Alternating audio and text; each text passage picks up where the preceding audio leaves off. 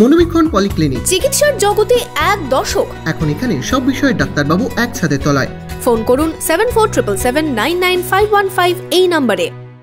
ঘোষণা হয়ে গিয়েছে লোকসভার নির্বাচনের দিন। এক দফা প্রার্থী তালিকা প্রকাশ করেছে বিজেপি।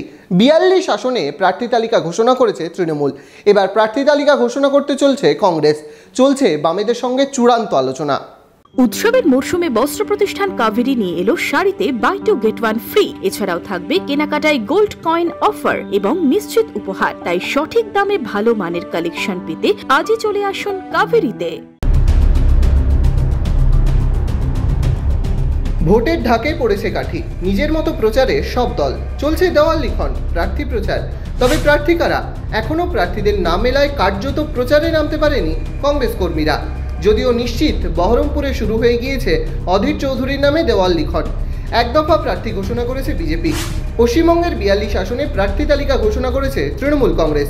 16 আসনে প্রার্থী তালিকা ঘোষণা করেছে বামফ্রন্ট।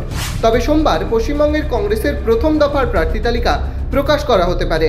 অধীর চৌধুরী আগেই জানিয়েছে বামেদের সাথে জোট বেঁধে ভোট লড়তে চায় কংগ্রেস।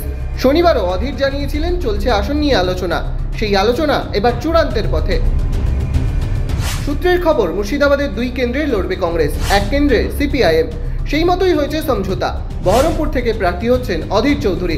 মালদা দক্ষিণ থেকে প্রার্থী হতে পারেন ঈশা খান। তবে জঙ্গিপুরে প্রার্থী কে? মুর্শিদাবাদের সিপিআইএম এর প্রার্থীই বা কি হবে? উত্তরের অপেক্ষায় মুর্শিদাবাদের কংগ্রেস কর্মী থেকে রাজনৈতিক মহল। Bureau report, imagine community media.